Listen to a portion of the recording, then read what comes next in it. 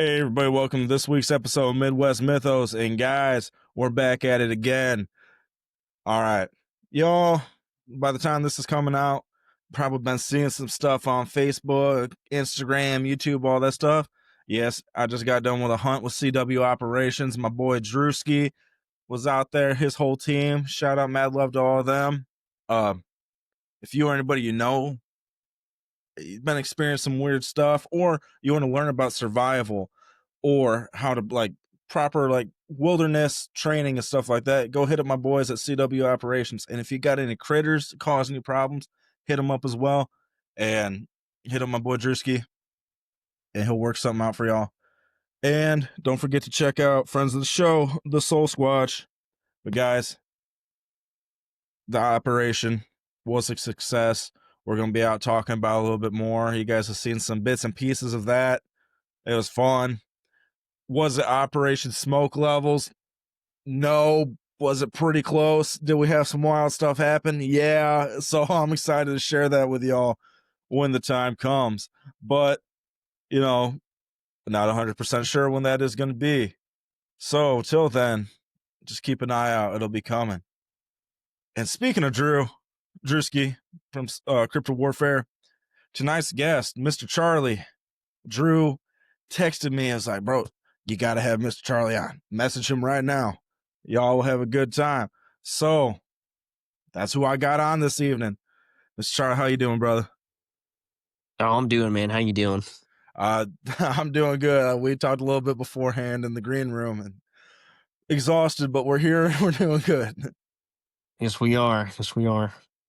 Oh, so, why don't you tell, I know your Instagram, man, was looking pretty sick, man. Why don't you tell people a little bit about yourself, what you're comfortable sharing?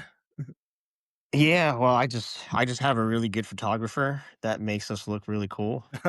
Shout out to Katya with Delta Vision. She's always getting our action shots and stuff of what we're doing over at trainings and stuff, and just continues to make us look a lot cooler than we really are.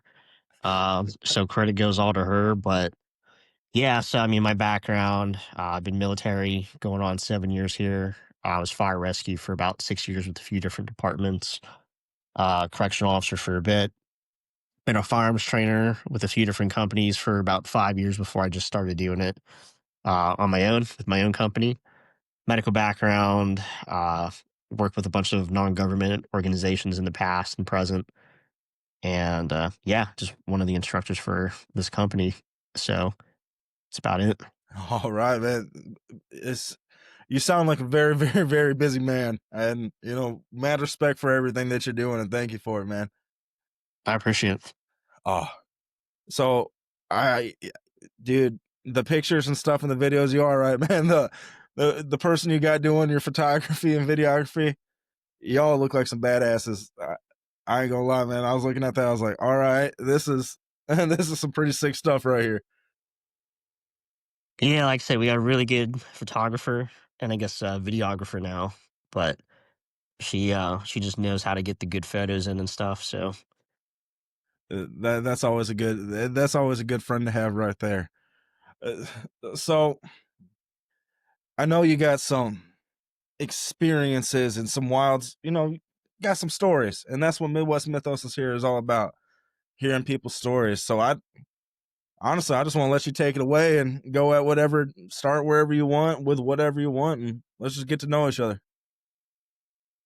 yeah, yeah, I didn't know if you had anything particular in mind. I know we talked about a few different things before the show. Um, I know you heard me from the Drewski, our mutual buddy Drewski and his podcast, but we're talking paranormal stories there a little bit. So, yeah, man, interesting one to start with. I'm definitely not shy about how I feel spiritually about things, how I feel about things just in general. Normally, of course, when I meet someone, I don't normally start with like, yeah, man, I had some paranormal experiences because then people just kind of think you're like a whack job. I, Um, I feel but that.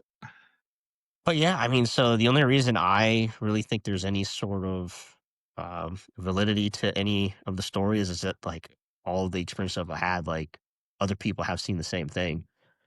And we talk about it's one of those things like you talk about the same stories years later, and the story hasn't changed. So that's the only reason I believe there was something to it, you know.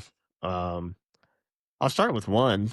So I talked about it on Drewski's podcast too, but I was with some of my guys that I was training. So a combination of law enforcement, military guys, doing a joint training exercise at a place called Hillview Manor in Newcastle, Pennsylvania. And the manor is an old asylum. I think it was formed in like the early, like really early 1900s. And it was actually a burial ground beforehand. Like it's behind the asylum where I think they found a bunch of kids' bodies and stuff like that. I don't know. I don't know the full extent of that, but it was a cemetery at one point. But the manor is abandoned. I say abandoned, but it's really a tourist attraction now. Like they have an office that is heated and stuff. But the rest of the building is not heated, you know, has they only have like two working bathrooms and stuff. So it really just is a tourist attraction. They do tours and in the month of October, September, October, it's a bunch of Halloween stuff. But I came across this place. I don't live too far from it.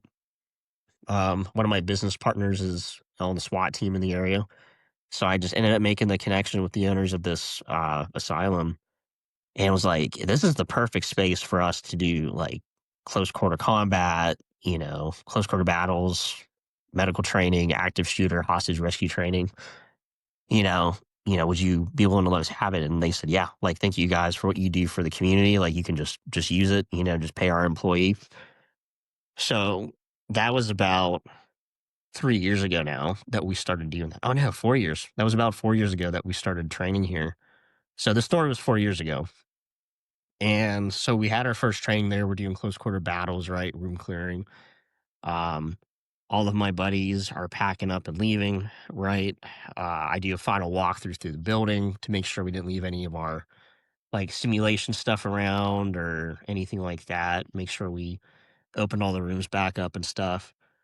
And I'm walking out to the front of the asylum. And for context, it's 3 stories high with a bunch of different wings. It's a pretty big space. And then there's a basement too, as well. So really big area. But so I was walking out to the front and the owner's staring up, like she's outside in the front of the door, staring up at the 3rd floor. And I see her staring up, but I just kind of walk towards her. I'm like, hey, thank you for having us out. This was our first time, mind you, being there. And I just say, thanks for having us out. I just did a final walkthrough. I cleared everything. I'm the last guy out. I'll definitely be reaching out about coming back out here again if you'll have us. And she's like, oh yeah, yeah, absolutely. Like, you guys were great. Thank you guys for what you do. We're happy to host you. Just one thing, are you guys still on the 3rd floor?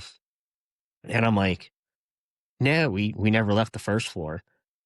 And I step out to where she was looking up at the 3rd floor, and there's just this woman in this like hospital gown gliding, and she was like kind of gray, kind of faded, right? So she was just kind of gliding.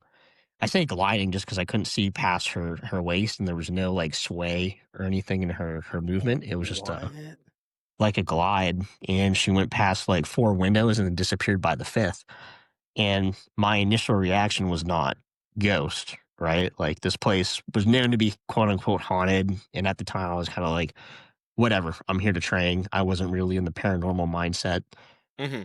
And I was like, oh, you guys have reenactors upstairs? She's like, nope, there's no volunteers or any other workers in this building today. And I just said, understood. I'll talk to you later. Have a good one. Um, and that was it. So the place has a lot of history.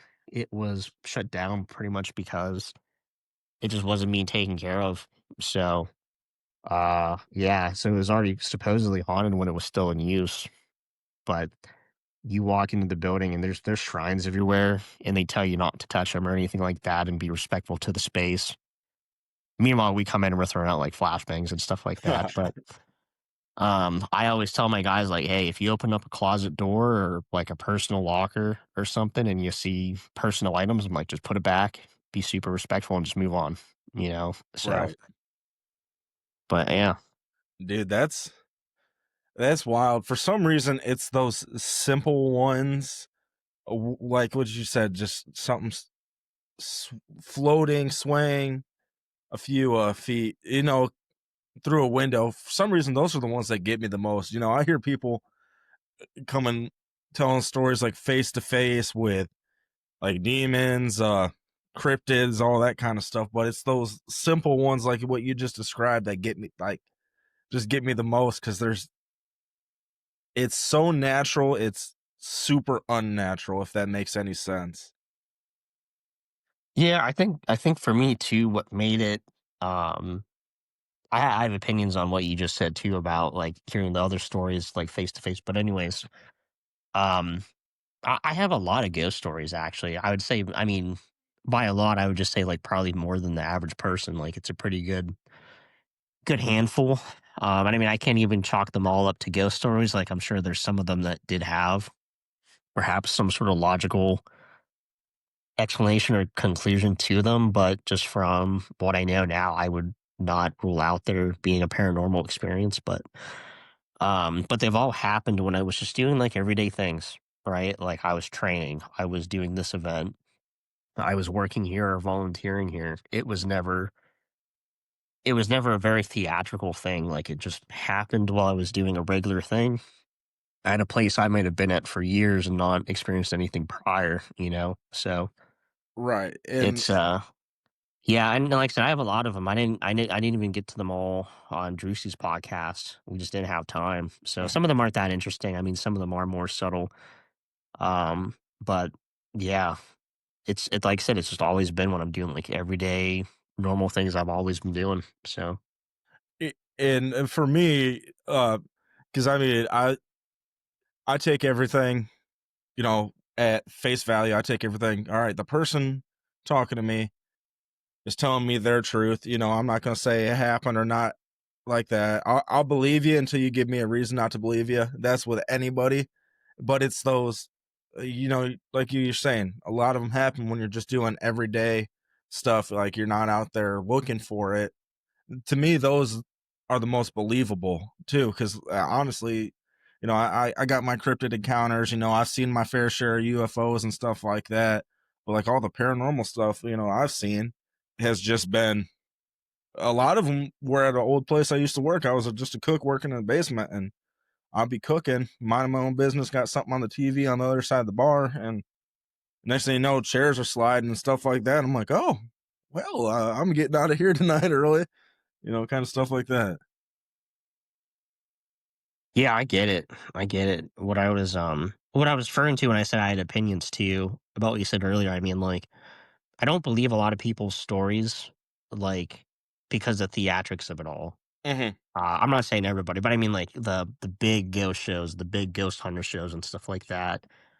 Like the things that they can never catch on camera, but like they like, okay, well this wasn't on camera, but I saw this or that, or like, you see like the Conjuring movies and stuff. Like I have no doubt something had happened in, the events that they were based off of, but I just can't believe that it was to that extent, if that makes sense. Like just because of the theatrics of it all. Right. And Well, yeah. oh, I agree 100%. My boy Kevin from Where the Weird Ones Are, honestly, he'll probably be hitting you up too, just because he was with me when Drew was telling me about you. And he told him to hit you up as well. But he actually last year went to the Conjuring house, and he did a bunch of stuff there, went everywhere, and he's like, it just, it felt like a normal house. It wasn't there was nothing as crazy as everybody was saying. It was stuff like that. It was like the movies just hype it up way more. Like, he's like, I can see something happening there because it's such an old house and just the land and the history of the land. But nothing like, and there it's Hollywood, their movies, they gotta build stuff up in order to make it entertaining and really get you. But a lot of it is stuff like this, and like with the ghost hunters and ghost adventures, all that stuff. I went to this old prison down in southern Indiana in Hartford City, that people swear is insanely haunted and stuff like that. And I get, uh, I know it's the Holy Spirit in me, just like giving me like discernment and feelings about stuff that are going around. So usually when I walk into an environment, I can feel if something's off if there's something there that's not supposed to be there. And I went into this place that was supposedly crazy, and it was nothing. It was just weird because it had a dungeon down in the basement, but it wasn't anything crazy like all these TV shows and stuff made it out to be.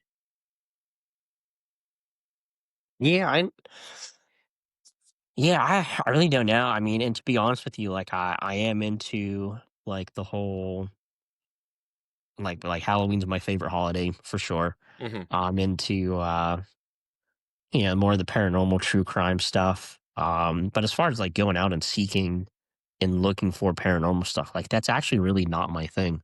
Right. Like I don't really care to go out and look for it. I don't ghost hunt. I don't really even look into the why. Like I'm not really big into why do they exist or whatnot. Hmm. Um, I've got my possible conclusions, but it's honestly not something I think too hard of. Which I think, once again, like I'd like to think at least I'm a pretty logical guy, pretty strategic and analytical. I don't know if the people around me would say the same thing, but but so when it comes to like the ghosts and stuff, right? Well, one, it's unexpected, and two, like I said, I'm not going out and looking, I'm not looking for it, and normally I do try to come up with conclusions beforehand, being, more analytical and stuff. Just, okay, well, this could have been this, or that, or this could have happened. But I mean, in like the scenarios I just listed to you, there wasn't really anything I could counter that with, like after looking into it. So, Right. That makes a big difference, and I try to be to the best of my ability the same way. Break it down. Is I'm not into the paranormal hunting, ghost hunt. Those days are done. I'm too old for that now. But you know, even out in the woods hunting cryptids, like we get some weird noise or something like that. You gotta come up with every possible logical scenario of it. Otherwise, everything that you see is going to be a ghost or a Bigfoot or something like that. And number one, like, not that I care what people think, but nobody's going to take you serious if every creak at every shift in the wood in the house is a ghost, something like that. yeah, yeah. I mean,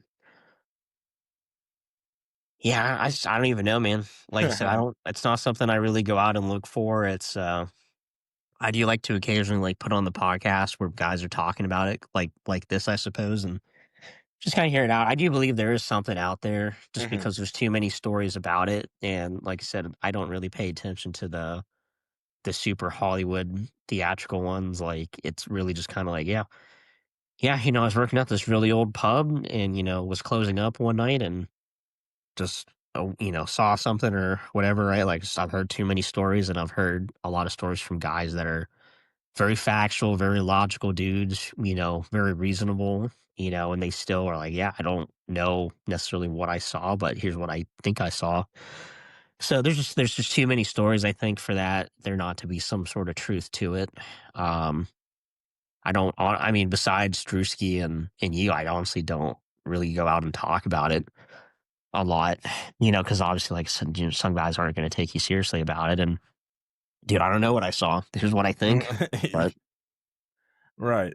And that's good though. I mean, that's good. It's getting too involved in the stuff. It can it's not good. There's like a fine line and you can fall off of it. So honestly, from the sounds of it, the situation and stuff that you're in, like you're in like that perfect you got that perfect balance of it, just like entertainment every once in a while. It's not a lifestyle. yeah, I don't think I would really want to look into it more, to be honest with you. Um, I would consider myself pretty brave when it comes to a lot of things, but dude, just I don't know, some of those movements absolutely spooked me out. I am not a fan of those paranormal stuff, man. Alright. Well, you said you got some more stories for me. Why don't we hop into the next one there? Maybe help me paint this picture of why more you don't want to get into this. Yeah, yeah, man. I mean, so I was teaching at this program called Camp Cadet. It's ran by like military law enforcement guys. It's basically a boot camp for kids. I think it's like ages 10 to 17. I think that's what the cutoff is.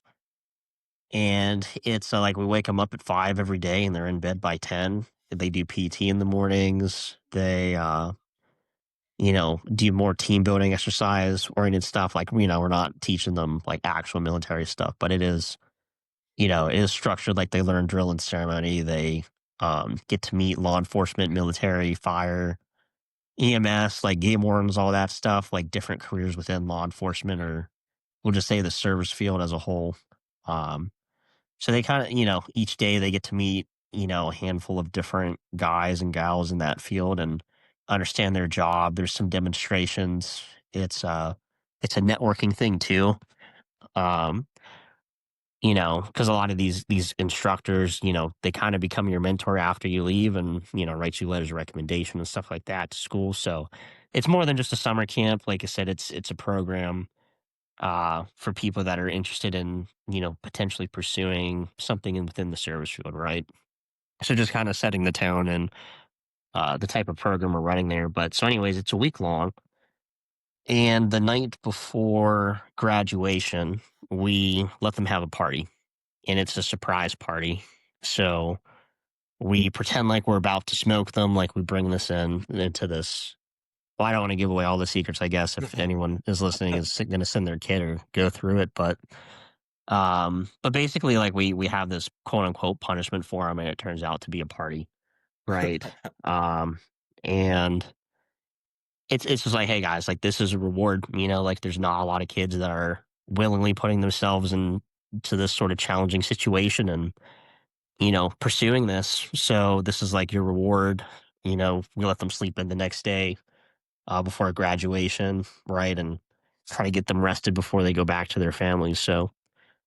Um, so that's the program. But so the night that we have the fake punishment and then we throw a party for them, we normally make the younger instructors that aren't old enough to drink watch the kids, and of course, we'll have a few older ones kind of monitoring with them and stuff. But for the most part, a lot of guys go out and they go to the local bar and stuff and hang out together. It's our time, because we're working harder than they are. Like we're up earlier before they are, and we're probably in bed later than they are. And if something happens in the middle of the night, that like we're up, so we're more tired than they are, and we probably need a bigger break than they do. So we a lot of them just hang out. Some of them have campfires at the campground and stuff like that. I won't give away the location or anything like that, but um, the campground itself actually was an old burial ground. I know a lot of campgrounds have those campfire stories.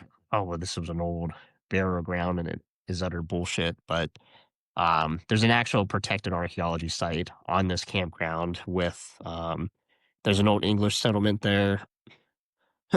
There's a few different Native American like burial grounds, but as well as like their proof of where they were living and stuff like that. So I don't know if there's been more that has come from that research, but so that's part of the history of the land. The other part of it was like around I think like the 30s up until the 50s, it was also farmland. So it's land that just has a lot of history to it. And like I said, it's all factual. So it's not just some sort of camp urban legend. But Mhm. so the campground's got a lot of lore to it. And then, of course, it being just a campground, like there's a lot of people that have been here, brought their families to it, just have a lot of personal ties to the land and the community that is currently on it. So kind of to bring it all in around together,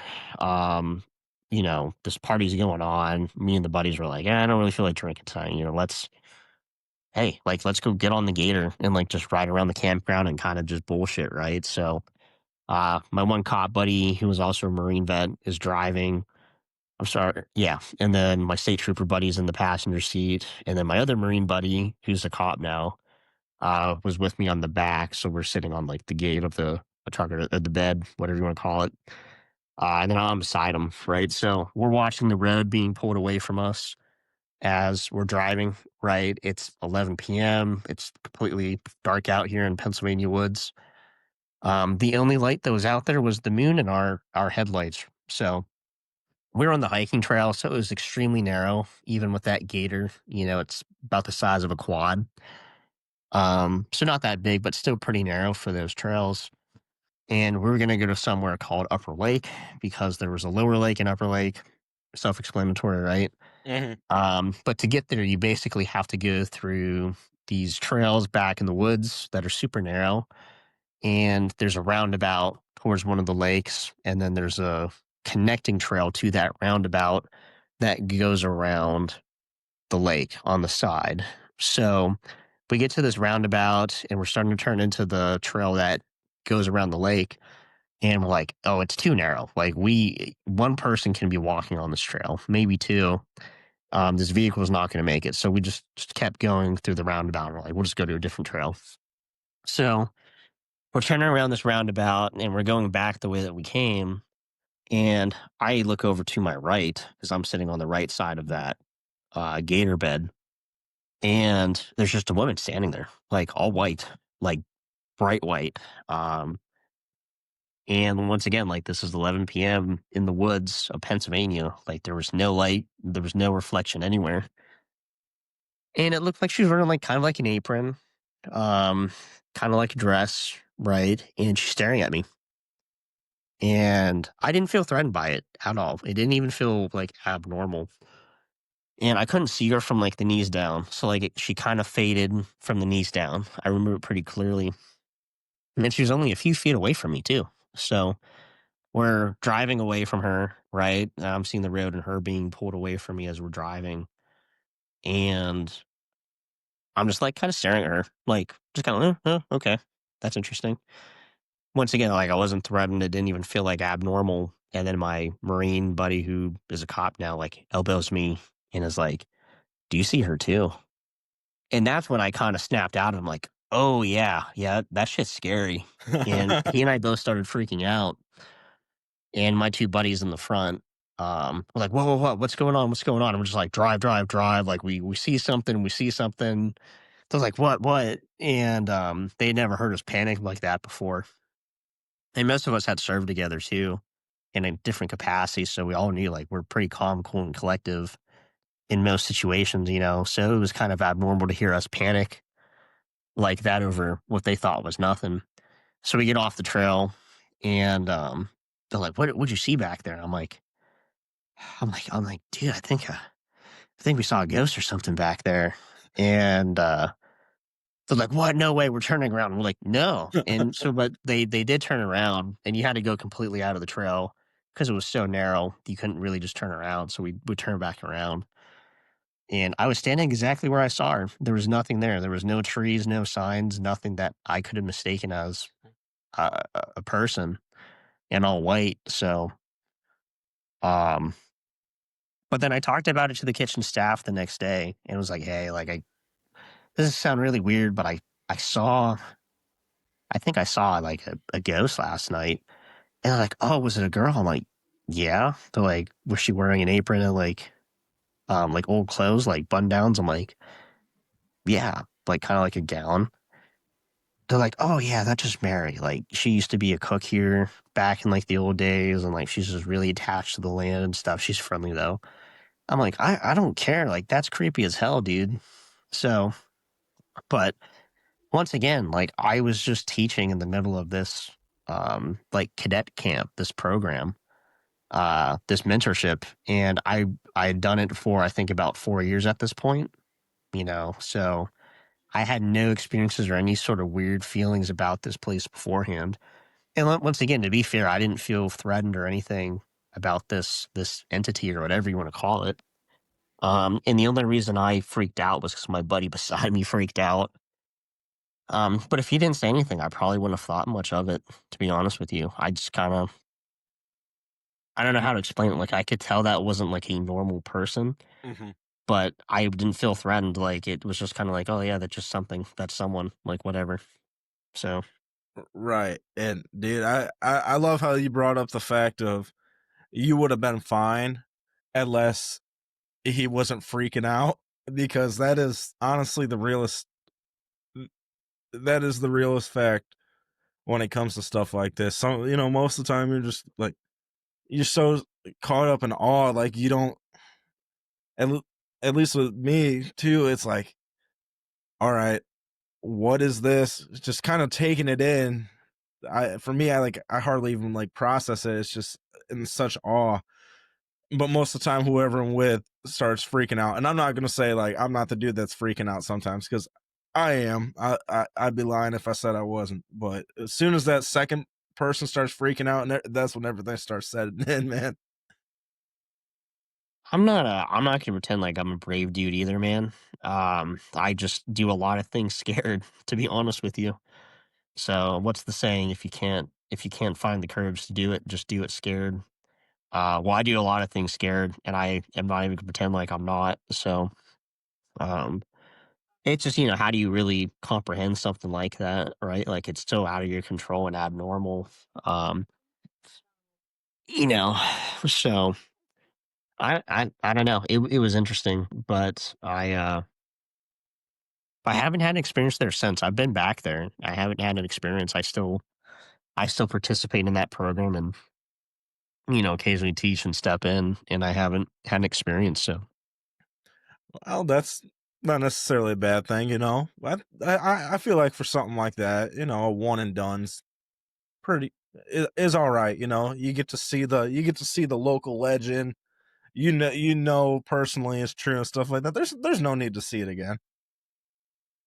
yeah, man, that stuff can stay there. That stuff can stay far away from me, dude. I really don't want to go another podcast and have five new stories to tell. To be honest with you, Uh, so yeah, you know, having a nice little arsenal's all right. You know, not everybody has to be that dude that's every week coming back with a new story.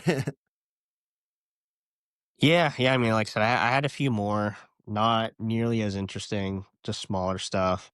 I can totally get into some of them if you'd like. We don't have time to cover all of them, but yeah, I just like I've definitely had more than the average person, and I was actually just talking to my one friend, and she was there too. She was not with us on the gator when it was going, but like we came back to the camp, and she was having a fire with some of our other instructors and friends, and she was like, "What's going on? What's going on?" And we were like, we saw a ghost, we saw a ghost," and I drew a picture for everyone to see, like an example of what I thought I saw.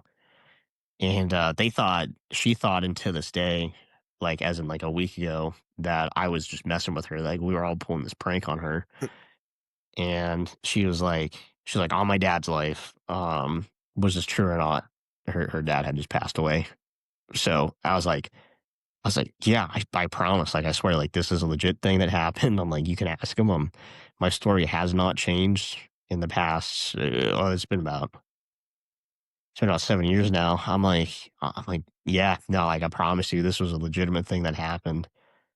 So I remember we came back to the camp too, and we were telling some of the other instructors there, and they were like, "Were you guys smoking weed or something back in the woods?" Or so. You know, there's always going to be that person that thinks that you're on drugs when you have this kind of stuff, man. It comes with the territory. Yeah, yeah. I mean, like I said, it's really the most notable ones. I mean, just I've seen some things here and there in older buildings, like more subtle, like just things moving, like what you're talking about. Dude, I'll totally tell you and Drewski if I ever have another one. You'll be the first ones I probably tell. Um, I appreciate it. but I've had a lot of my buddies during trainings and stuff because I'm pretty much always training or teaching. Either I'm the one teaching or I'm the one going through the training. But my tempo is pretty much either if I'm not teaching, I'm probably actually going out and doing something like a mission or operation, whatever you want to call it, a call. Mhm. Or I'm going through a training myself. So that's normally my tempo. I mean, it's kind of my full time job too. But like a lot of the other stories come from like my buddies that have also had a story at some of the same locations, at different times or at the same time, but in a different part of the building that we are in.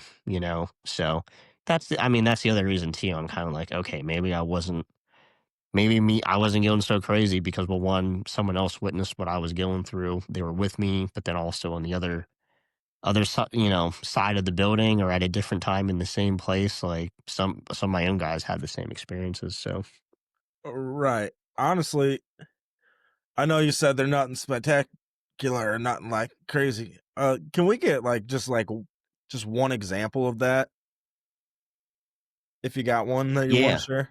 yeah. So I was a Sunday school teacher actually for just like a year. Just volunteer, just something I was just doing on my weekends. I like teaching too. Hmm. So I am a very spiritual and religious man. Um, and I just was like, you know what, this is very different from how I'm used to serving, but I think this could be very meaningful, and it was. This was before I was at my current church now, but I was teaching at this non-denominational church out here in Pennsylvania, and it was an old movie theater. Or sorry, it was just an old theater. It was from the 1800s, so just old theater. Eventually was turned into a movie theater, was abandoned, and this church took it over and turned into their church. And of course, just kept the theater layout because it was convenient for giving services and stuff. So, but everybody thought it was haunted. Like everybody in that church thought it was haunted. So anyone that was like teaching or like getting there early or staying late to clean up, right, for services or events, like well, had stories. Like they were the ones that were most vocal about it. So I was volunteering to be a Sunday school teacher for a year. Um, and I was the only male teacher there. I was the only male teacher with a military background too, so that was interesting. Um, but so yeah, so like I would took them up to these kids to the youth group space, which was for reference behind the stage, up a flight of stairs. So this would have been like the dressing room for all the actors, actresses back in the day. I think it was like a staff room, lounge area once it was converted into like a movie theater. But they just turned it into a youth space. There was like a bunch of ping pong tables. I think there was like an air hockey, games, puzzles, TV. So just a space to hang out, have community. We let the kids go up there. So it was like a particularly like just slow day or something. I forget, like pretty rainy. Everyone I think just had low energy, but um, we had a handful of kids. So I was like, hey, like, let's just take them up to the youth space. We don't really have a lesson planned or anything like that today. I think the head Sunday school teacher at that time was sick or something, so she wasn't there. So we were kind of like, let's just save this for what she wants to do when she gets back. She's the one that planned this lesson. So I was like, let's take them up to the U space, keep it a chill day. No harm if we move this back a week.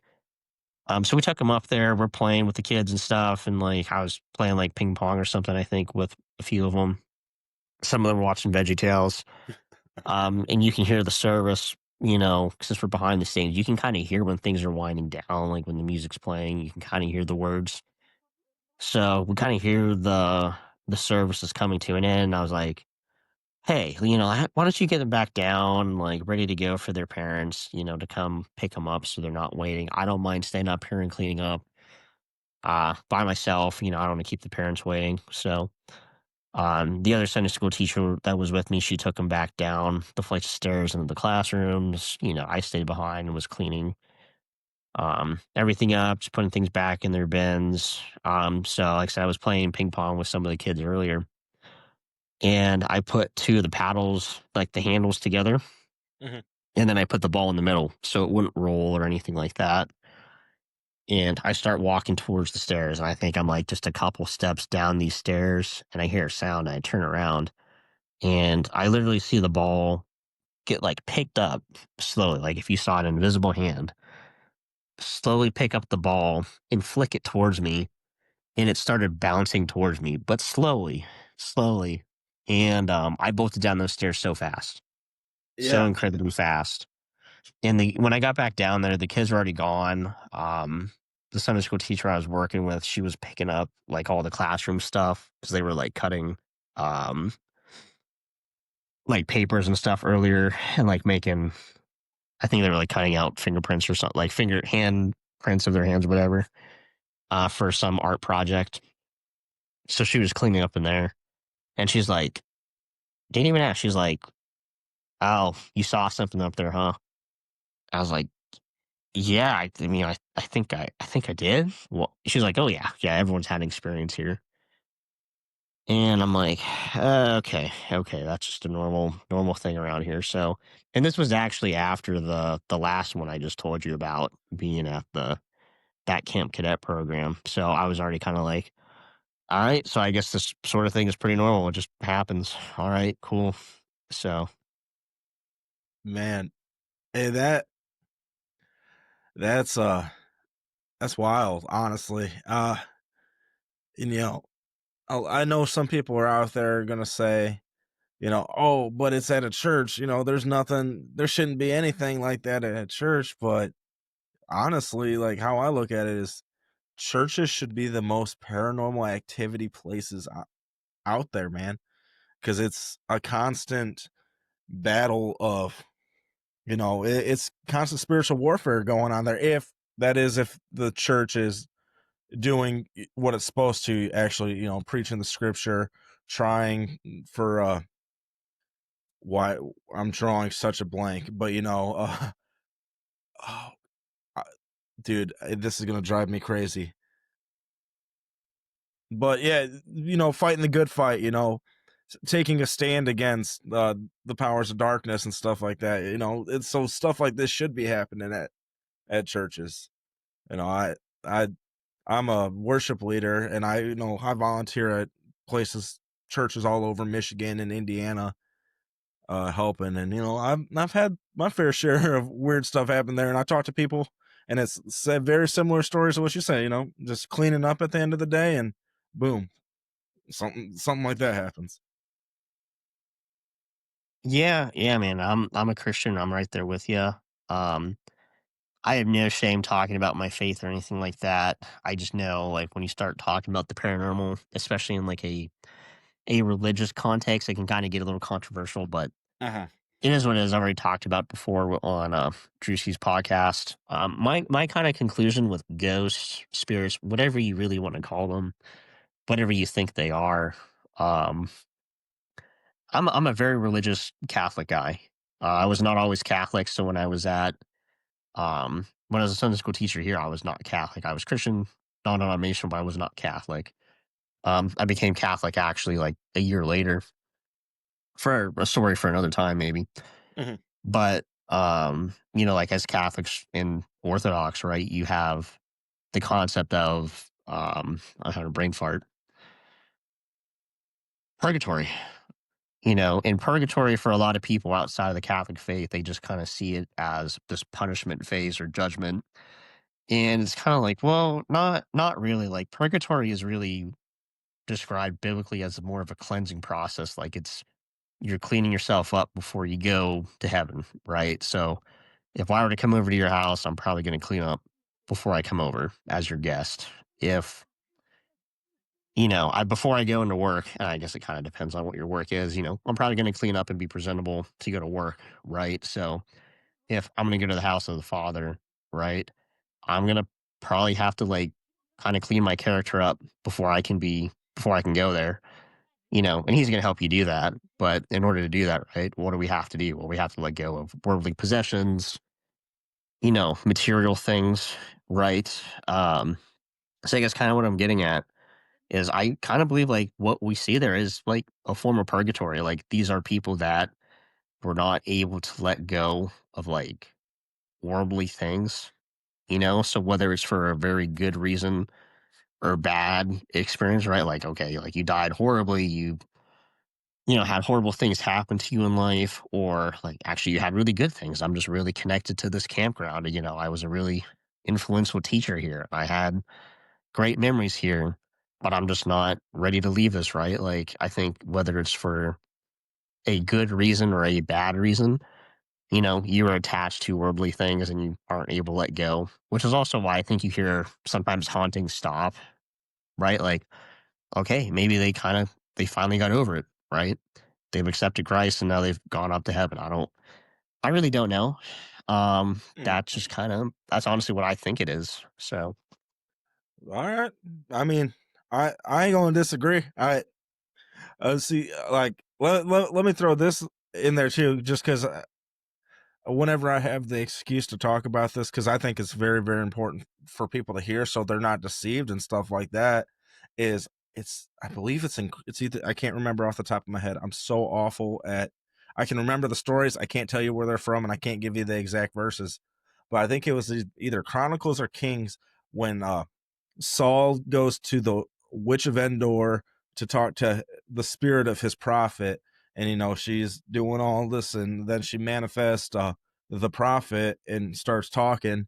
The prophet starts talking to Saul, and then God has to intervene and actually sends the spirit of his prophet down. And is like, no, you do not communicate with these spirits, man, for they are familiar spirits, and uh, it's not who you're going to be deceived. And this comes up a lot, when people say they're uh seeing family members, or they're seeing the people that used to live in these houses and stuff like that. Like, I don't know if you know off the top of your head like what a familiar spirit is. I believe that's Kings.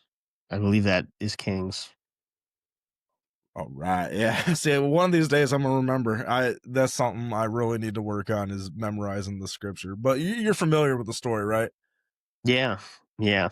it and it's these familiar spirits, man. They've been here since a lot longer than us, and they memorize these things. And yeah, they if they have any part of like fallen angel, or anything like that in it, they have the ability, like, transform or manipulate, if it's like the visual side. But sometimes they're just like, oh, I heard my grandma talking to me and stuff like that. These things have had, I believe these things, have the skills to mimic voices.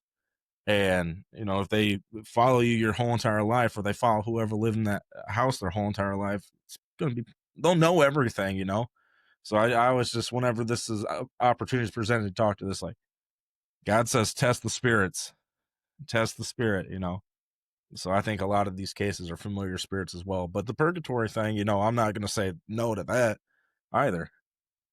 They can still both go hand in hand. I believe Chronicles also talks. I could also be mistaken. I think I'm in a similar boat to you too. I do believe Chronicles does talk about the concept of purgatory as well, but also in the context too of like, well, yeah, challenge these so-called spirits that are claiming to be this, this, or that, right? Because the concept being, if you have family members in purgatory or in heaven, it's like they're already closer to God than you are, right? Like, why would they like not that like why would they want to come back here?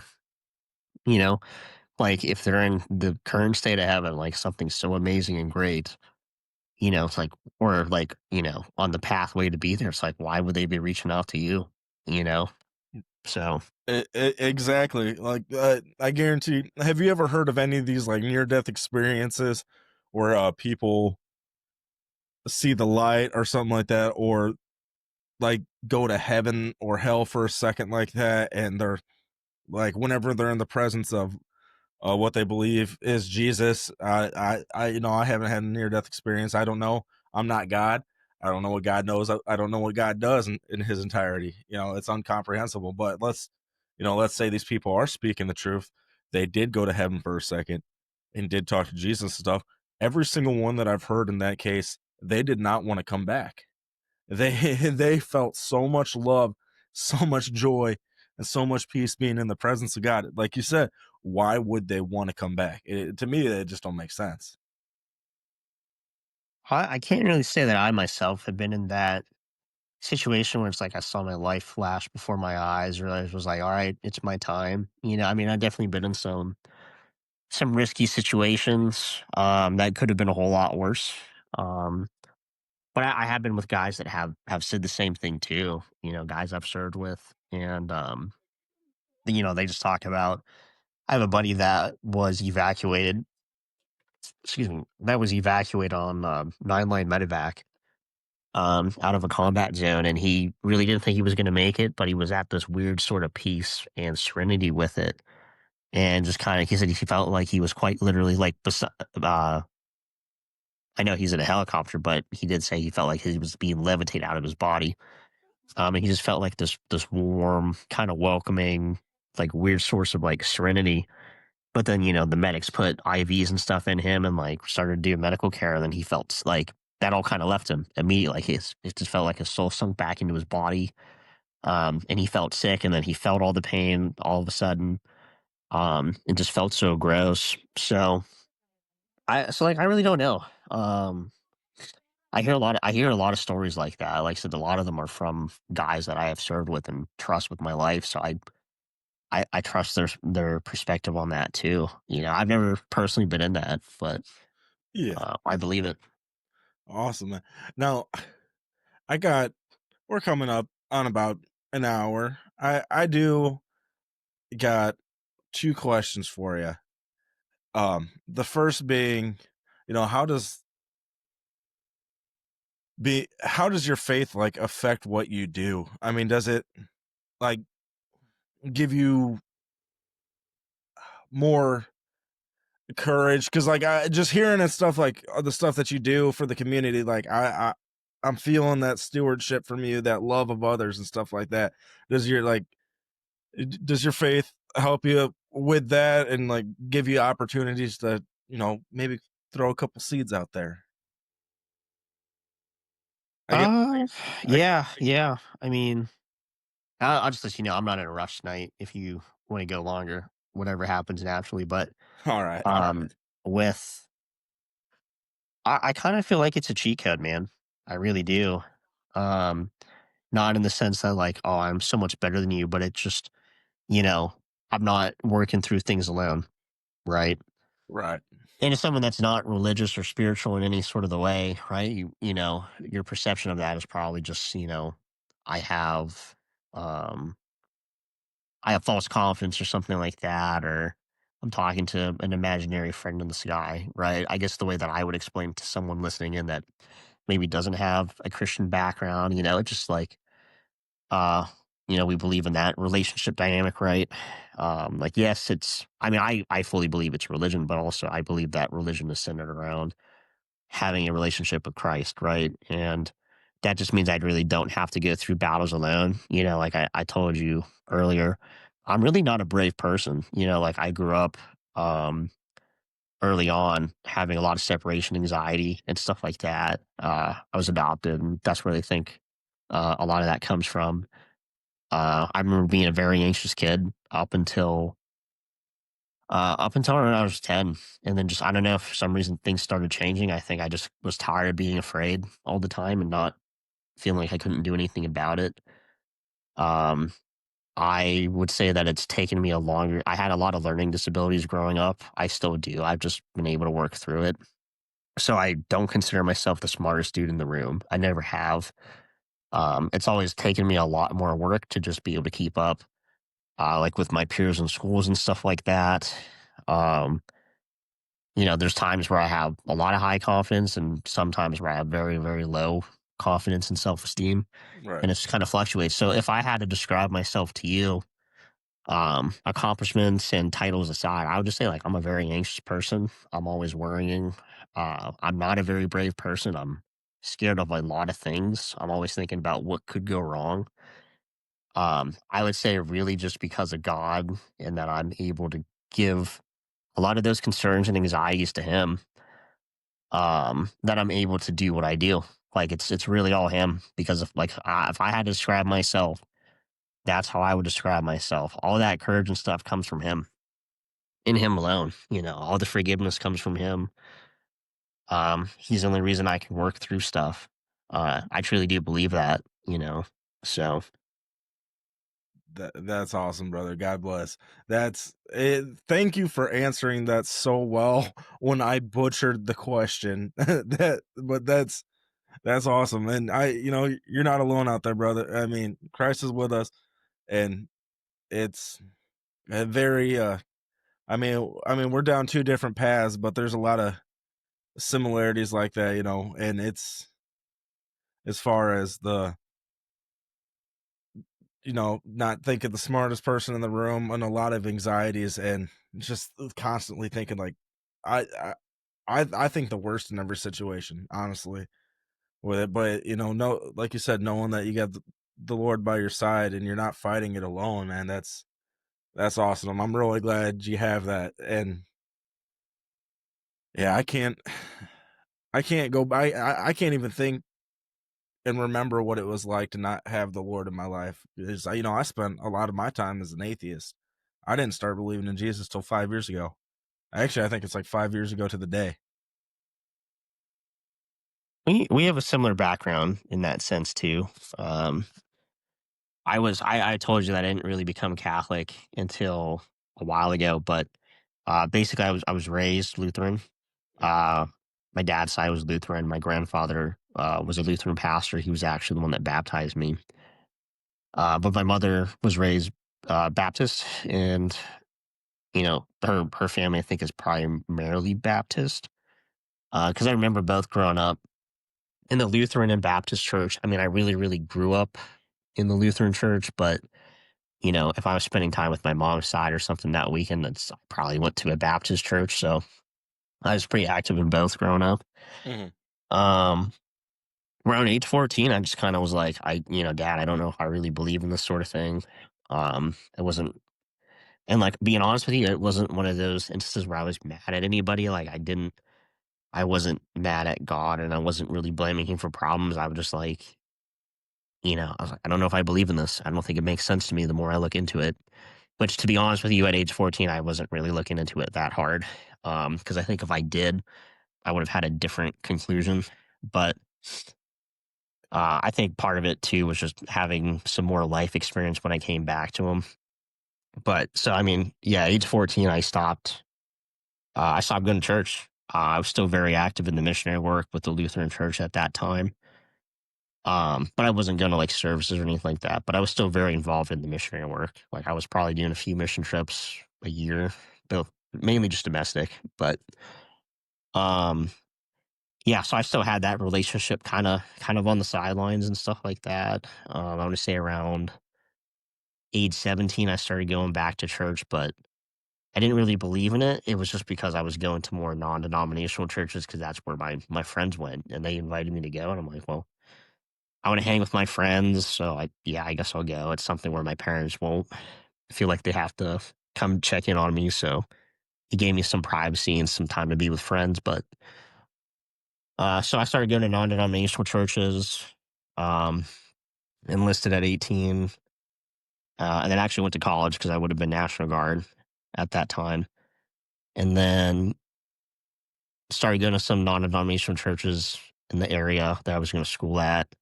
Got involved. That's where I became a Sunday school teacher and stuff like that. And then it was just kind of like, yeah, like, like I think I need something more traditional, something, because obviously I was raised Lutheran. So the Catholic Church just kind of gave me that calling and, just kind of gave them my life story at that time and just kind of told them what I was doing outside of church and college and stuff with the whole military thing. I was still a firefighter in two departments actually at that time and was going to school for criminology. So, um, but yeah, so just long story short, I ended up becoming Catholic after all those years in different churches. So, yeah. Yeah. And I I believe that the I know some people are like, this denomination's the best, this one's the best. And I think as long as you got the cores, Christ was born from a virgin birth from Mary, um, that he is the Son of God, he bore the cross for our sin and shame, and that he, died and resurrected 3 days later. I think if you believe that and focus on having a relationship with Christ, not just all right, I'm going on Sunday morning and then the rest of the week, for I'm not even gonna think about him. As long as you're have that relationship and when it says I can do all things through Christ, I take this. We should do all things with Christ. Every aspect of our lives, and I'm not going to sit here and preach that and say that I do it on everything because I don't. And I'll admit to that. Man. There's a lot more I can work on, but uh, I believe the God has these different places for different people, because not everybody, like you said, you were drawn to more the traditional, the structure. That's with the Catholicism, and I get that, honestly. And then some people need the, especially like I see it with people new to faith, like the non-denomination. Like I was not I don't even know what I am, man. I read the Bible and I love Jesus. If the congregation is about that, I don't care what denomination and stuff. But I know a lot of people that need that, or they need the community side, it with all that. But yeah, I don't know where I'm going with that. But one thing I want to say is, when you brought up the at 14, uh, it's because at 14 years old, man, we're the smartest people in the entire world. We know better than everybody else, and everybody else is wrong. Yeah, that was definitely part of it. Um, I would say like I really haven't changed a lot since I was 14.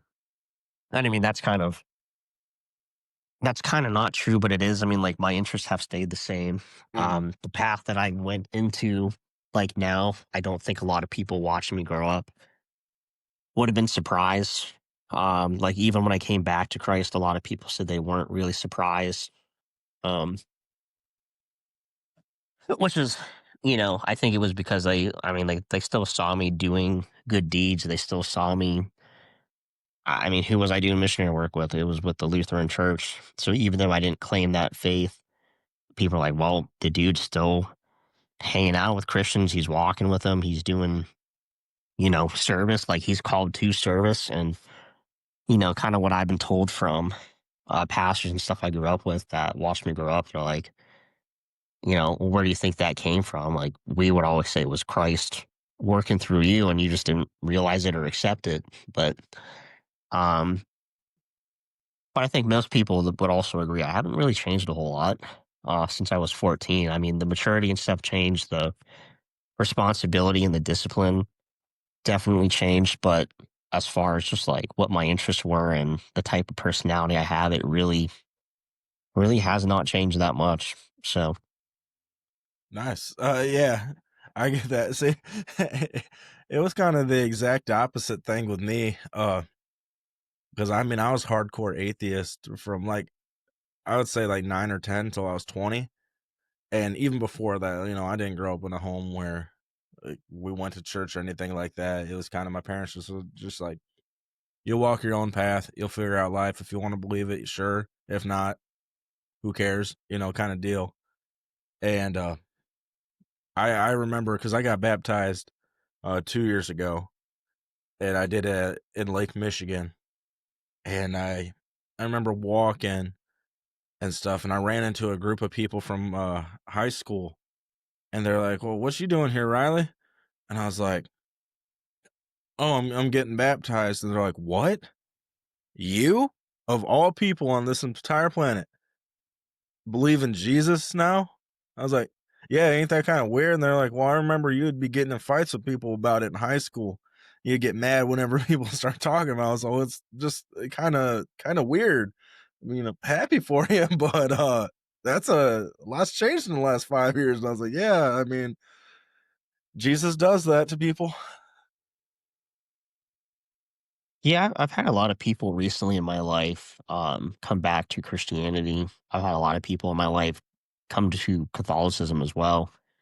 And I'm not trying to be a salesperson to Catholicism, but I just obviously I'm Catholic, so I noticed that a lot too. Yeah, But and for you were saying earlier about denominations and stuff, I think that when it comes to doctrines and theology and debating, church as an institution, that's for the scholars. That's for your professors, your scholars. I think that fellow men in Christ and women in Christ were not really meant to argue such things. Some people might disagree with me on that, but I just really believe we're meant to grow the kingdom. And honestly, like if I've seen so many of my buddies that never really thought about God or church or faith or having a faithful relationship, not like unloyal.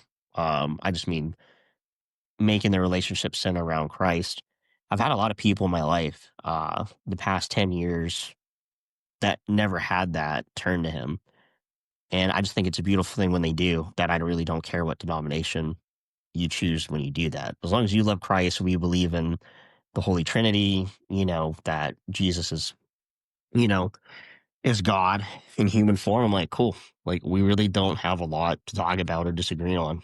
Um, I think a lot of Christians amongst different denominations focus more on what they disagree with. That it's like, well, I think we would really agree more on.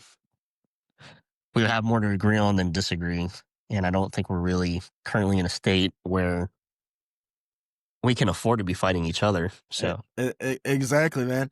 Well, when Jesus was doing his ministry, man, he he wasn't talking to Christians. He was talking to Jews. He was talking to Gentiles. He was talking, there was no denominations. I mean, he was here for us. He was here for the people. So I believe he was the same. I believe he's the same today as he was yesterday, and he's the same as he will be tomorrow. So when it, like you said, it's for the scholars, man. People just focus too much on the negatives and stuff like that. If you like personally, like me, I really enjoy taking communion. I really enjoy, you know, confessing my sins and stuff to a brother. The accountability aspects of all that, and do I believe that it's gonna make the difference if you do that stuff to you get into heaven or hell? If you believe in Jesus and stuff like that, I don't think that's gonna make the difference. As long as you got that relationship with Christ, if you got the core, you got the foundation. yeah, and don't get me wrong. Like, I absolutely have some pretty strong beliefs as a Catholic. Um, and my church and denomination. And it's one of those things like if you ask me, yeah, I'll tell you about it, just give you my perspective on it, take it for what it is. But it just my instinct when someone tells me they're a different denomination is not to just like, yeah, that's cool. Well, let me tell you about the Catholic Church, right? Like it's just cool, fellow brother in Christ. Like that's pretty sweet. So I Ex- don't, if you're open about your faith too, I don't see that. I mean, actually, I see that a lot now just because that's the people I surround myself with. But I would say, like, on a day-to-day basis, like, when you're just meeting people off the street or something, like, you don't really expect someone to be open about that sort of thing. So I think it's cool when people are. So, right, and that's awesome, and I really appreciate that too. And I really think it is our generation that is gonna like honestly kind of put an end to a lot of that stuff, because a lot of the hate and stuff like that is from the old timers. And I'm not a peace and love for everybody kind of person. I mean, reality is real, man, and stuff like that. But when it comes to stuff like this, you're my brother and sister in Christ. Let's go. All right, you worship this way, I worship this way. We're still worshiping the same man who wore that cross for us. And it is nice to have the conversations. But I am starting to notice, just walking out and talking to people, and maybe it's God lighting me up like a traffic sign or something like that, or a floodlight. But random people will just like come up to me and like, hey, I feel like we should talk about Jesus. I don't know why. All right, let's talk about Jesus. I've never had that really happen before until recently, but it's been happening. Maybe it's the environment, the political environment, or just like the state of the environment of the world right now. People are more open to talk about this stuff. But I will never sit there and ask, what denomination are you? Let's talk about Jesus. And if we hit it off, maybe I get your phone number, maybe we meet up for like coffee or something like that. We can dive into the rest. yeah. And I mean, statistically, like, a lot of younger people, I say younger, but I mean, like, 30s, 20s, even I guess like teens. I don't know if there's a lot of studies for teens, but younger adults, even people in their 40s, like are going back to church, going back to Christ, and at pretty high numbers too. It's not even by a little bit, and it's been a very recent thing. I have my conclusions of why that is. I'm not getting into social or politics tonight, but Yeah. I think it's yeah, I think it's a cool thing. So Have you noticed an uptick in like your personal congregation and stuff like that? Because I know in mine, in the last couple months, like we've been getting new people every single week, and it's dude, it's just awesome. Yeah, I don't have the exact statistics or numbers pulled up in front of me, but I was doing some reading and research recently. And it seems like a lot of people are going back to church, like younger, like I said, 30s, 20s. A lot are going back to like more traditional churches too. Hmm. And this is, just to make a point, this is not me making any sort of statement or anything about denominations or anything. Just like the research I saw, like a lot of people are going to more traditional churches. Um, but younger people, and like you just didn't really see that even 5 years ago, let alone like 10 years ago. It's been like a pretty recent thing. Like when I was coming into the church, the Catholic Church to be confirmed, it was kind of like a big deal for my congregation at the time because of like, well, like a younger dude wants to come join the church. Like that's kind of unheard of.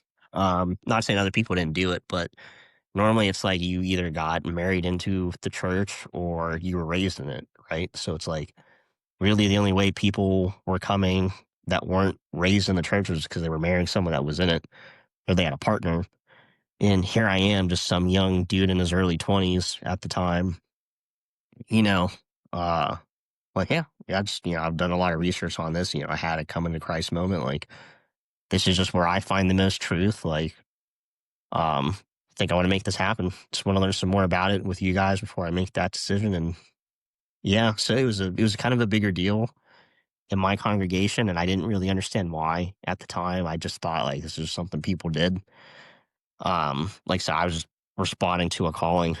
So I was just kind of like, yeah, it's where I'm meant to be.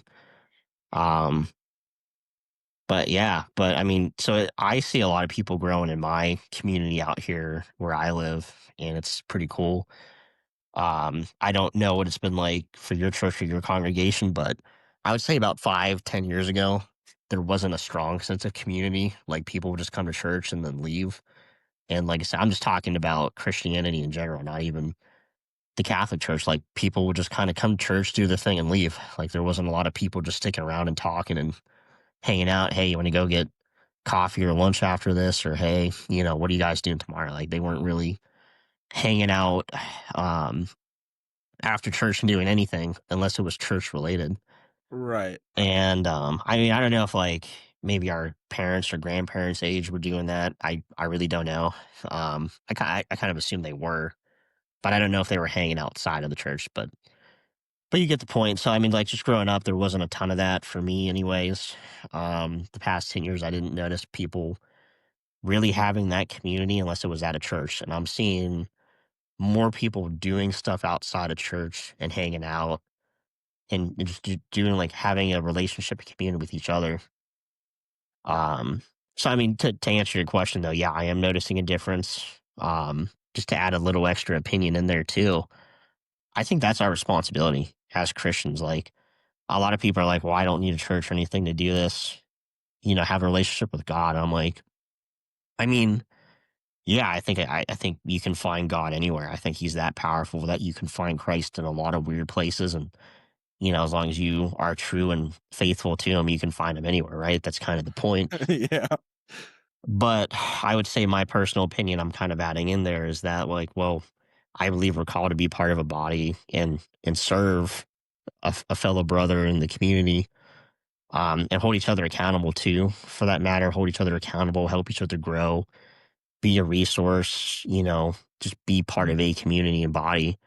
So it's like I just kind of feel like if you're not doing that, you're not really doing your responsibility as a Christian. So Right. I agree 110% there, man. And it is nice. And I honestly, like, I feel bad just because my job does not allow for me to have a set schedule. Because, some days I can get off at 1 o'clock, other days I'm out till 8 o'clock at night. But we got a new pastor about a year ago, and year and a half ago now, and he dude is awesome, like straight scriptures. And I think that ties into why a lot of younger people and stuff are going more traditional, uh, tend to go more Catholic, and there some non-denominational and like Baptist, like where we want the scriptures. We don't want, that peppy motivational speech where you maybe allude to one scripture in your half an hour service or something like that. Like we want the word of God, and we want we want you up there, reading and maybe explaining it to people that don't understand it. But aside from that, like my church, like when I first went there, when I first started going there 2 years ago, like it was just a weird. It was all God that ended up there. I moved to Indiana from Michigan and had no idea what I was going to do, and just helping out at a few churches, playing guitar, playing bass, just filling in where they needed help in worship. And my wife and I ended up at this church, and dude, everybody was so clicky. There was no community or anything like that. Like you weren't, if you haven't been going there the last 40 years, you weren't in. And over the last year, it has changed so much. We have so many groups that at least 4 nights a week, there's an opportunity for you to go and hang out. Like we got Bible studies now. We got like 40 to 50 group. They meet every other week, at somebody's house, and they just have a fire, hang out, fellowship, kind of stuff like that. We got family night, well, family days once a month, where the community, like not even just members of the church, but come on, come hang out at the church. We'll feed you. Just hang out. Let's, if you sit next to somebody, start talking about Jesus, awesome. But if you just want to be part of an environment, and God can work in those environments. If somebody comes in that's an atheist or something like that, or just like maybe they feel comfortable and they'll want to come to the Lord eventually down the line. We can toss the seeds out there, but the Spirit of God's got to grow them up. So, but yeah, dude, I'm seeing a lot of that here. I mean, I know people say it all the time, but I mean, revival's happening. I'm seeing a lot of the living dead walking around come back to life through Christ, and it's a beautiful, beautiful thing. Yeah, I mean, you were mentioning earlier um, about like just some churches not even really preaching the word of God and, or very minimal. And yeah, I was actually just talking that to one of my guys I train with. He's part of my company. And he started going to church like 4 years ago. So like right when I met him, he started going back, and of course, we were all excited that he was doing that, and so we just kind of keep tabs on each other. We call each other just to catch up on other than training related stuff. And I was like, yeah, man, like you've been going to the church for a while, like you're pretty involved, you're on their security team, like I assume you like it then. And he's like, well, I like the community, but I don't like the message. Like it just I feel like he's not really doing a lot of scripture. It's a lot of metaphors, but not necessarily even related to Christ. Like I'm like, yeah, dude, I get that. I get that. I've been to churches like that where, Christ kind of seems to be more of like a secondary thing or an afterthought, which I don't know. I don't know if that's fair to say about this church because I wasn't there. I'm just going off of what he told me. Hmm. But I'm like, yeah, I mean, like the way you're describing it, dude, I've been to churches like that. Like, yeah, I get it. Like it's more about the theatrics, it's more about the community and the cliques than it really is about the word. And I'm not taking a jab at any particular church, right? Like you find Right. that in the Catholic Church, you find that in any denomination, non-denominational, Protestant, like. But I've seen it in all the above. But I was like, well, like you like the community, I'm glad. Um, but I'm like, do you feel like you're getting spiritually filled? Like if you're not really getting that word that you're looking for. He's like, yeah, I'm really not. And I'm like, well, I think you need to look for a new church, dude. Um, the community is one thing, and like you might even disagree with me on this. I'm like, I think the community only, I don't think it really matters. Like it does, but it doesn't, right? Like I am curious about like what your community draws to, like what your organization, what type of person is it attracting. But at the same time, if we're just going to talk about Christianity as a whole, right? It's like people are like when they leave a church, I'm like, why did you leave your church?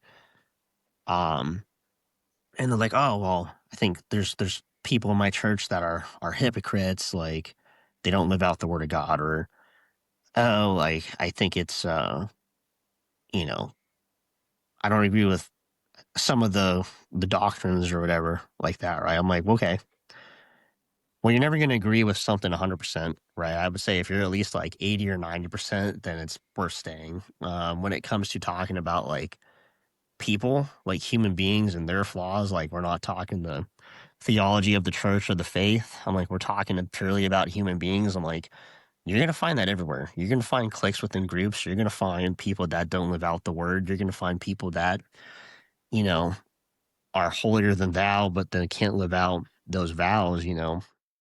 I'm like, you find that in every single denomination, non denomination, whatever. Like, you will find that in any sort of church, regardless of the faith, you know. So, like, go for the messages. Like, if you're not getting, I kind of see churches like being recharged, right? Mhm. It's recharged, it's community, it's a resource, you know, it's education. But I would say for you, it's to get spiritually recharged and then go back out and continue growing the kingdom, living the word, doing what your calling is. So if you go into a church and it's like, okay, like, yeah, you had a good time. You know, he gave a motivational speech. You met some cool people. I can do that at a TED talk, dude. Like, I Yeah. don't, I don't need to go to church for that. You're going to church for the word. So I'm like, if you're not getting the word or you don't feel like you're getting what you need from the word, then don't go. I do think community matters. Don't get me wrong. Mhm. I would just say it's like, well, is your intent to go there to make friends and like be part of a friend group, or is it for the word? Exactly. Right. I mean, I do I also, like I said, I do think it's a responsibility to be part of a church or a body and be part of that community. So I think it is important to find people within that community you like and, you know, leadership that you like. But I mean, I would say that's more of a secondary, like that's in second place. Right. I agree 100. You did it perfectly. I agree 110% there, brother. That's that's true. I mean, every church I've been at, I've been in motivational speaking churches. I've been at churches where we're in the word for a while. I've been at churches where you worship for an hour and you get a 20-minute service, and then people are sitting there for 4 hours afterwards still talking and fellowship. But I agree 100%, man. It's all the community, all that stuff, that's secondary.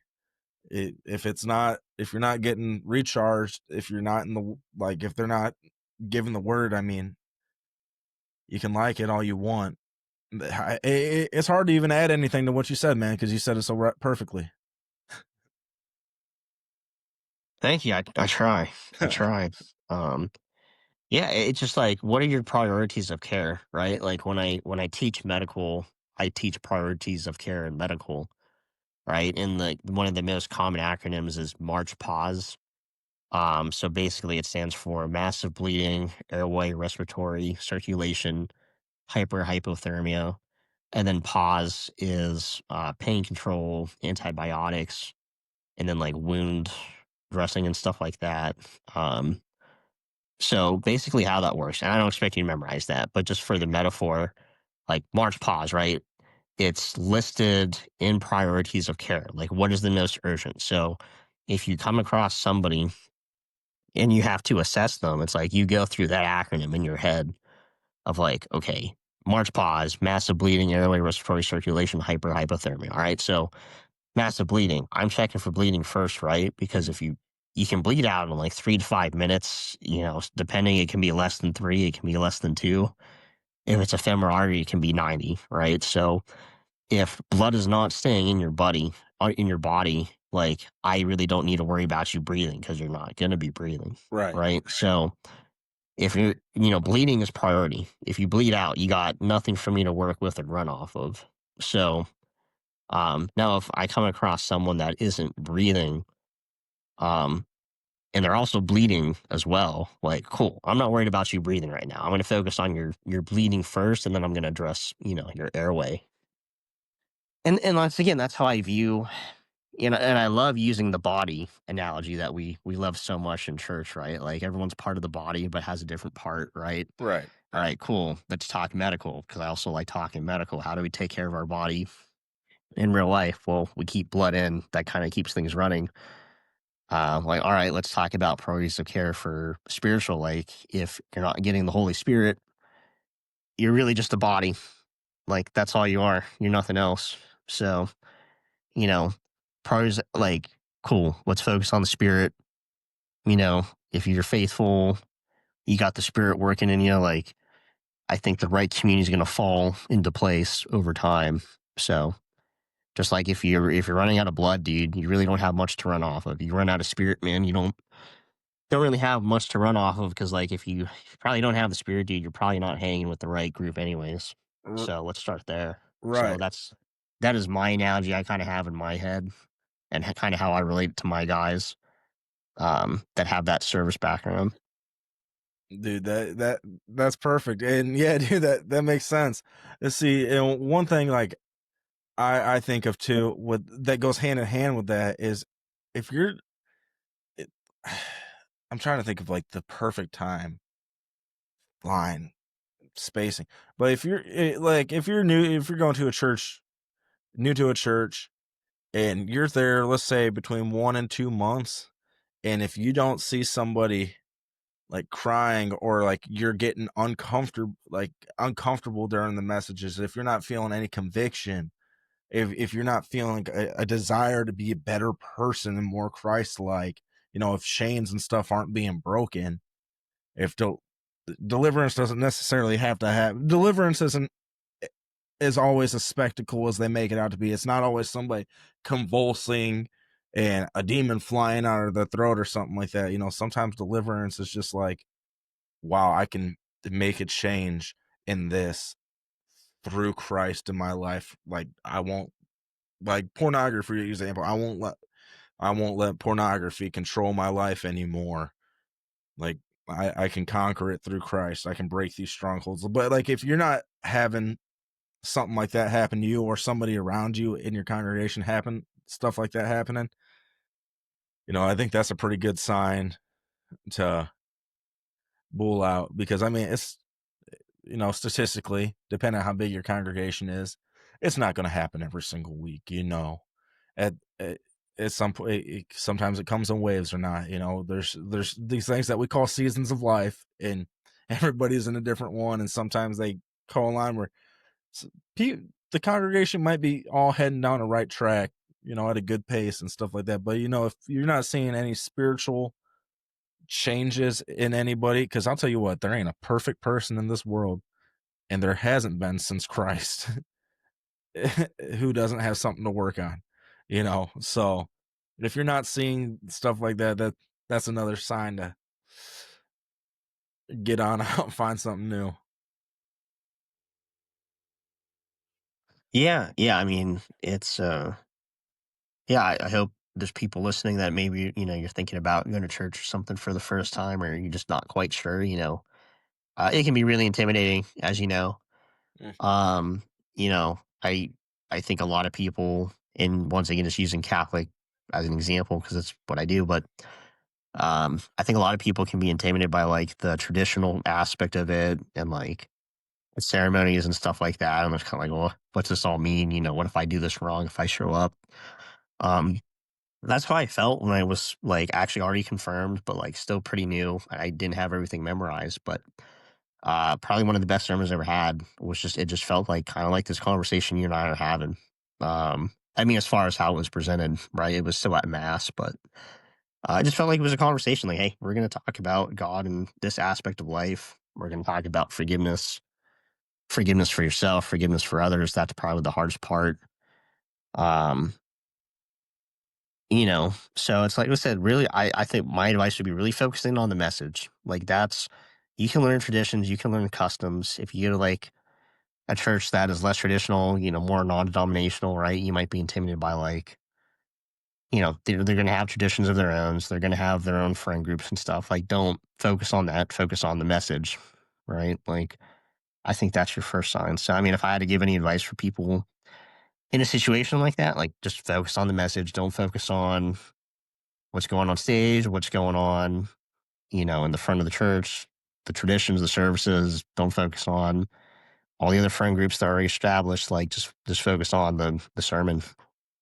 Right. And if it's where God, I know we got free will and stuff like that, but I believe God's got plans for us, and he'll, even though he's given us that free will, if we submit, he'll push us in the right direction and stuff like that. So I mean, always have faith in it, and maybe the place, like if you feel like you're called to the place, and there's something, it just don't feel, you're having these things, and necessarily in the moment doesn't feel like the right place. Pray about it, stick it out, because you could be the person that God uses to make a change in that congregation. I have seen it. I have been that person before. God God has used me to do that before, and to make these changes and stuff. Open people's eyes and know what His plan is and stuff. You know, call out these things. There's an approach and stuff to it. But I really like what you said there, brother. Thank you. Thank you. I like yeah, I mean I like what you said too. Like you might be that guy to be the one to step up and be a leader within your community or, to cause an action, for others. And I think that's really important because I actually do think that's what's missing a lot in communities, in these churches, right? Is like, all right, yeah, you're doing things like you're, being a good human being, but like, are you like actually growing the kingdom? It all starts with you, right? So no shade towards anyone that's just not there in their journey yet, or they're called to serve in a slightly different way. But I would actually say on that note, like a big thing that turned me back to Christ was military, right? Like just the things you're taught, and like your basic training and your infantry school, all that stuff about everyone's a team leader, right? Because if my actual team leader gets shot and goes down, like, well, I might be the guy, a private first class at the time, that has to step up and do it, whether I feel qualified or not. Right? Like ready is a decision. It's not a state of being. It's just, are you ready? Yes, it's a decision, right? So are you ready to lead? Yes. Biblically, right? God has chosen a lot of people where they felt like they were unqualified, but that's not what it's about, right? Like he qualifies the unqualified. It's not the other way around. You don't clean yourself and then go into a shower. Like you just go into the shower to be cleaned, right? So, I having that military first responder background, um, it really kind of just made me like really focus on aspects about like giving back to the team, the community, looking out for your team, preparing everybody to be a leader, preparing for guys beneath me, at least where I'm at now in my career, preparing guys beneath me to also be leaders and help them be directed in their career, right? Um, while still being prepared to step up if I have to for someone higher than me. Just the talks about like self discipline and all that too. Um, like really drew me back. Like those themes of being just a leader, looking out for your team, and just being ready because you never know, right? Like we're always training, but like war can happen tomorrow. Right. Civil unrest can happen tomorrow, and I have to be ready. As corny as that is to say, but like you It's just got to be true. ready, right? So, would I be ready for certain situations if I was thrown into them? I really don't know. I don't really have a choice though. Um, you don't know when you don't know when something is going to hit you on a spiritual level or an emotional or family level, right? Like someone could die, you could get injured, you could lose an ability or something that if I lose the ability to use my hands tomorrow, and I was a big piano player, right? Like, I have to learn how to live without that or find purpose elsewhere. Right. You know, if I get my girlfriend pregnant tomorrow, which I mean, uh, I won't even touch premarital sex right now, but if you were to get your girlfriend pregnant tomorrow, right? Congrats to your dad, Yeah. right? Are you ready? Well, choose to be, right? Those are some very extreme situations, but I think you get the point. Like, life can hit you with things at any time, and it doesn't matter if you're ready or not. Um, but God is your insurance, right? In that case, um, if I, if I something happens in a military operation, right? Like I have the entire military infrastructure to fall back onto, right? Like as an infantryman, or at the time when I was an infantryman, it's like I only had to worry about being an infantryman.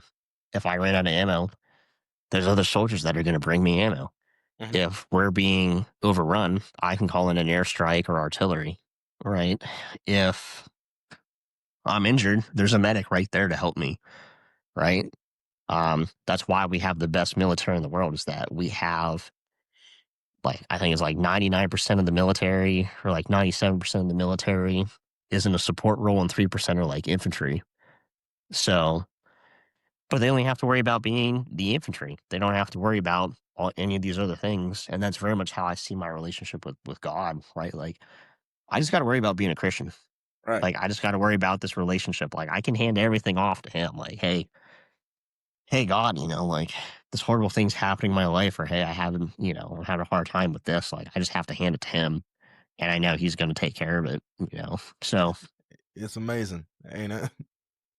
easier said than done, right? But Yeah. Yeah. um, but all that to say, like, yeah, I liked what you said about um, like, yeah, you just might be that guy to step up. You might have to be that leader. Yeah. And it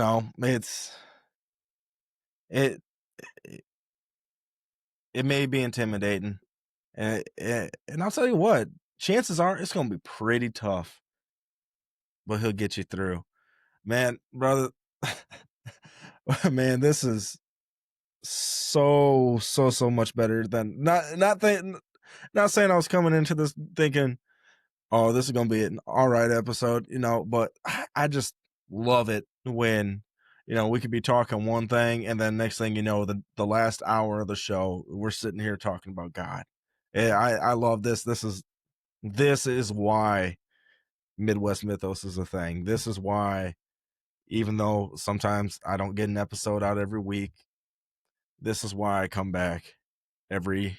I try my best to come back every single week because I know God will speak through this show. He will use me and the guest to share His word, to expand the kingdom, to build the kingdom, like much like Nehemiah, man. The story of Nehemiah, I think about that almost on a daily basis. We're building the walls, we're expanding the walls of the kingdom of God. And I brother, Mr. Charlie, I appreciate you coming on and being just giving your time and being here this evening. Yeah, man. Thanks for giving me the time to yap. And I'm really surprised anyone wants to hear this stuff from me, not you. But yeah, no, I appreciate it reaching out and stuff too. And thanks to our buddy too for making the connection. So I, I'd love to honestly, I think it'd be fun here in the future having the three of us get together, maybe schedule something out and have a conversation, man, because I feel like we're just scratching the top of the barrel right now. And I feel like there's a lot more that's going to come out of these relationships. yeah, I think so too, man.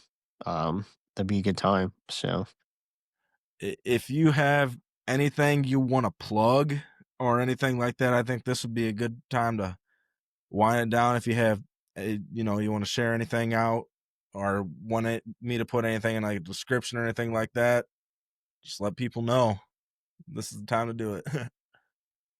yeah, well, I think we gotta thank our buddy Drewski here for making the connection. I was on his podcast. I would say like a few weeks ago, or about a month ago now, I guess.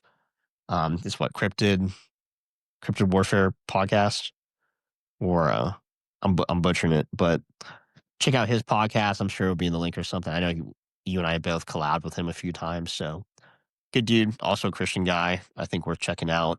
Um, got to thank my photographer again because I know you mentioned her earlier in the beginning for the all the cool photos and edits. That's purely her work. Her name's Katya. Um, she manages our social media and stuff as well with Kingdom Defense. So shout out to her with Delta Visions. That's her company. For making me look a lot cooler. Me and my buddy is a lot cooler than we really are. So that's all her. Training company of ours is Kingdom Defense LLC. It's a faith based training group that trains law enforcement, military, all that stuff in team development. So that's our social media as well. And yeah, I think that's it for now. All right. Well, God bless you, brother. Thank you so much for coming. This has been amazing. And it was a recharge for me, man. I feel like I'm ready to just go out there and do anything right now. But I appreciate you and your time, and I look forward to speaking again with you in the future. And guys, I hope you all enjoyed this episode. If you or anybody you know would like to be a guest on the show, you can contact me at Midwest Mythos Podcast at Outlook.com. You can hit the link tree down below. You can find me on Instagram at Midwest Mythos Podcast. No, just Midwest Mythos. Slide me a DM in there. Don't forget to go share some love on the YouTube channel. That one's the Midwest Mythos Podcast. But yeah, guys, here we are, another week. I'm gonna tell you guys to do it again. I don't know if I mentioned it last week. I don't know. Life's been busy. I've been forgetting, but I said I was gonna do it every week. All right, guys, go tell somebody about Jesus this week. All right, guys. Till next time. Big fish out. Bye.